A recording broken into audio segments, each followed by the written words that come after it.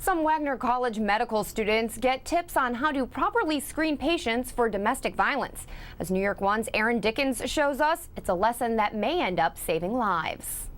As a nurse, Nancy Churovsky has treated victims of domestic violence on Staten Island for decades. It is a sad situation. This lecture on the topic brought back memories of a high school friend she once cared for. She got injured on her honeymoon by some activities her and her new husband were doing.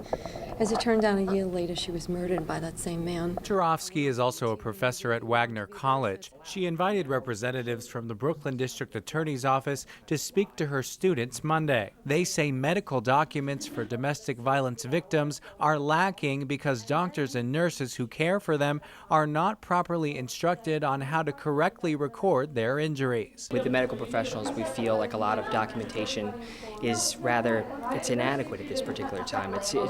It's important to get the information documented as specific as possible. Statistics provided by the DA's office show battering is the #1 cause of ER visits for women in New York City, and 1 out of every 3 women are physically or sexually abused at some point in their lives. Officials said they can use medical documents to support a victim's case when those victims may not be as willing to speak about it later. It's the first line where the victim in the case actually speaks with someone.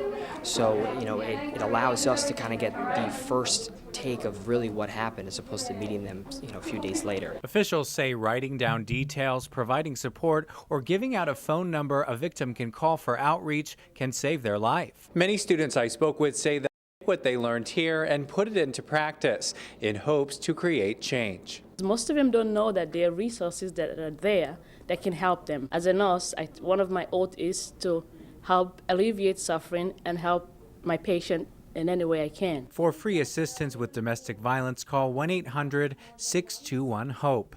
In Grimes Hill, Aaron Dickens, New York One.